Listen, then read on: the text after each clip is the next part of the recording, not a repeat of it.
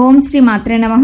ఛానల్లోకి స్వాగతం అండి. అదృష్టం అంటే సింహరాశి వారిది. డిసెంబర్ చివరి వారంలో సింహరాశి వారి జీవితం ఒక కొత్త మలుపు తిరగనుంది. 14 ఏళ్ల నుండి పట్టిన దరిద్రం పోయి అదృష్టం వరించబోతుంది. అఖండ రాజయోగం సిద్ధించబోతుంది.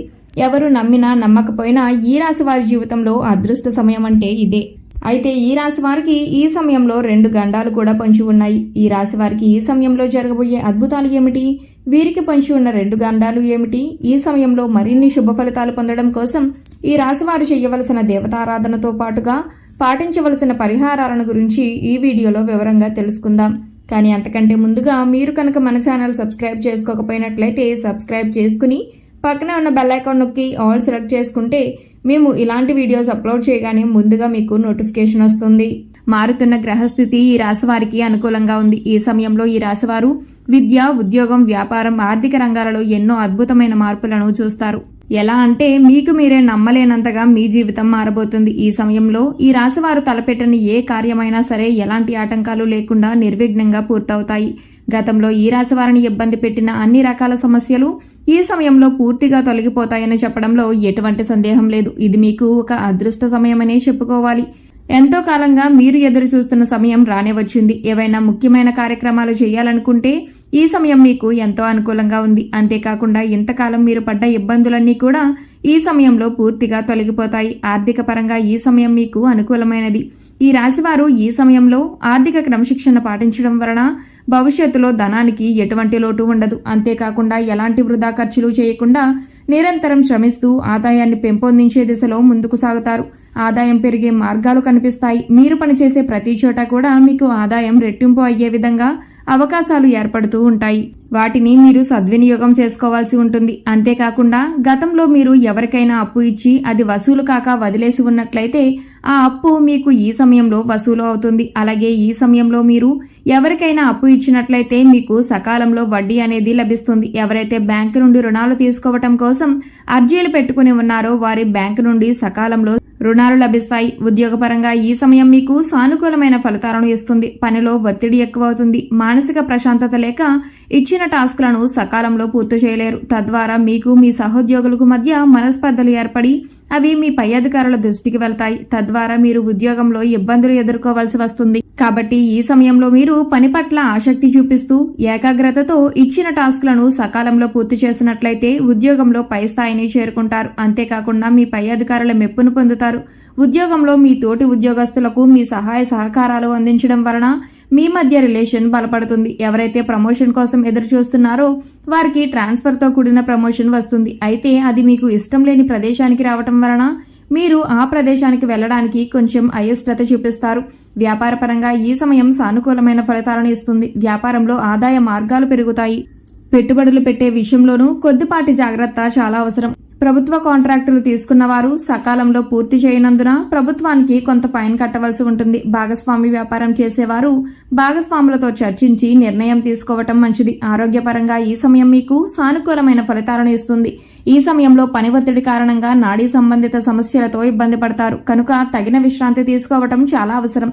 అంతేకాకుండా మీ ఆరోగ్యాన్ని దృష్టిలో పెట్టుకుని పని భారాన్ని కొద్దిగా తగ్గిస్తూ ఉండటం మంచిది. అలాగే సమయానికి ఆహారం తీసుకోవటం, వ్యాయామం చేయటం చాలా అవసరం.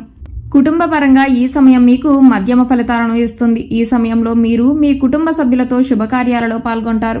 మీరు మీ కుటుంబ సభ్యులు అందరూ కలిసి ప్రేమపూర్వక వాతావరణంలో ఆహ్లాదకరమైన సమయాన్ని గడుపుతారు.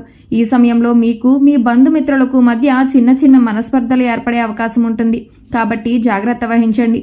భార్య తరపు బంధువుల నుండి మీకు కొన్ని ఆదాయ మార్గాలు కనిపిస్తాయి. ఈ సమయంలో మీ సంతానం పట్ల కొన్ని జాగ్రత్తలు తీసుకోవాల్సి ఉంటుంది. మీ సంతానం మీ మాట వినకుండా వారికి నచ్చినట్టుగా నడుచుకుంటారు. ప్రేమ వ్యవహారాలలో తలదూర్చి మీకు చెడ్డ పేరు తీసుకువస్తారు. తద్వారా మీకు సమాజంలో ఉండే కీర్తి ప్రతిష్టలు దెబ్బతింటాయి.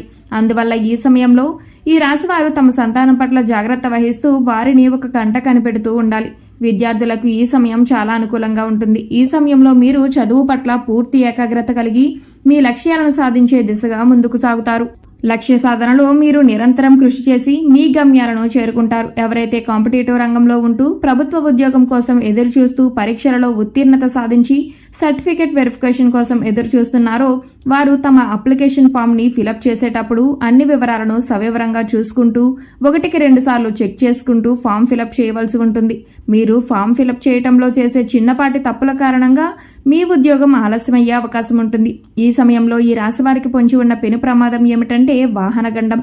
ఈ సమయంలో ఈ రాశివారు వాహనాలలో ప్రయాణించేటప్పుడు జాగ్రత్త తీసుకోవటం చాలా అవసరం. ట్రాఫిక్ నియమాలను పాటిస్తూ వాహనాలను నడపాల్సి ఉంటుంది. వీలైనంత వరకు దూర ప్రయాణాలు చేసేవారు మీ వాహనాలలో కాకుండా ప్రభుత్వ వాహనాలలో ప్రయాణించడం మంచిది. అదేవిధంగా ఈ రాశి వారికి పొంచి ఉన్న మరొక గండం ఏమిటంటే లావాదేవీల విషయంలోనూ ఇతరుల యొక్క ఆస్తుల విషయంలోనూ మధ్యవర్తిగా ఉన్నవారు ఇబ్బందులను ఎదుర్కోవాల్సి ఉంటుంది. మీరు నమ్మిన వారే మిమ్మల్ని ఘోరంగా మోసం చేయటం వలన మీరు వారి అప్పును మీరు కట్టవలసి వస్తుంది. తద్వారా మీకు ధన నష్టం కలిగే అవకాశం ఉంటుంది.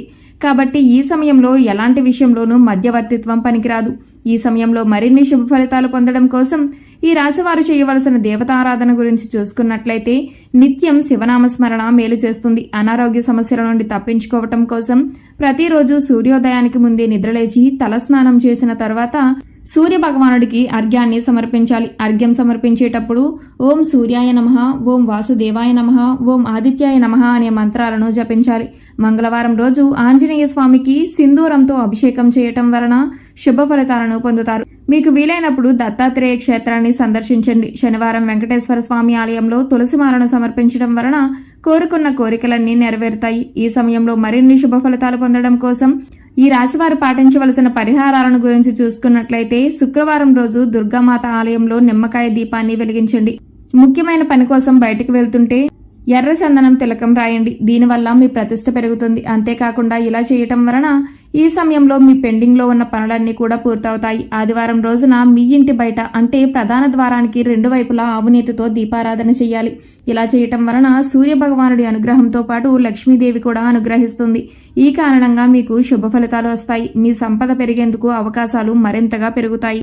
సూర్యాస్తమయం తర్వాత రావి చెట్టు కింద 4 ముఖాల దీపం వెలిగించాలి. ఇలా చేయటం వలన మీకు ఆర్థిక సమస్యల నుంచి ఉపశమనం లభిస్తుంది. సంతానం కోసం ఎదురు చూసే ఈ రాశి వారు గోధుమ పిండిని ఒక ముద్దలా చేసి అందులో నానబెట్టిన శనగపప్పు కొంచెం పసుపు కలిపి ఆవుకు రోజు తినిపిస్తే సంతాన ప్రాప్తి కలుగుతుంది. సో చూసారు కదండి, డిసెంబర్ చివరి వారంలో సింహరాశి వారి జీవితం ఏ విధంగా మలుపు తిరగబోతుంది, ఈ రాశి వారికి ఈ సమయంలో జరగబోయే అద్భుతాలు ఏమిటి, అదేవిధంగా వీరికి పొంచి ఉన్న 2 గండాలు ఏమిటి, ఈ సమయంలో మరిన్ని సత్ఫలితాలు పొందడం కోసం ఈ రాశివారు చేయవలసిన దేవతారాధనతో పాటుగా పాటించవలసిన పరిహారాలను గురించి ఈ వీడియోలో వివరంగా తెలుసుకున్నాం కదా.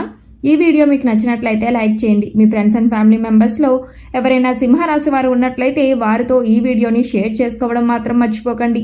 ఇప్పటి వరకు మీరు కనుక మన ఛానల్ సబ్స్క్రైబ్ చేసుకోకపోయినట్లయితే సబ్స్క్రైబ్ చేసుకుని పక్కన ఉన్న బెల్ ఐకాన్ నొక్కి ఆల్ సెలెక్ట్ చేసుకుంటే మేము ఇలాంటి వీడియోస్ అప్లోడ్ చేయగానే ముందుగా మీకు నోటిఫికేషన్ వస్తుంది.